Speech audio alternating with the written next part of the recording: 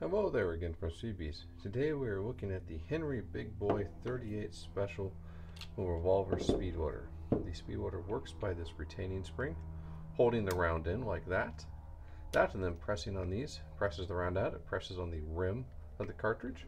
You can load it by hand like I did there, or you can place it over all the rounds on one of our loading blocks or cases, picking all 6 rounds up at the same time, inserting them into the cylinder, pressing on the gold part then to release, and there you have it.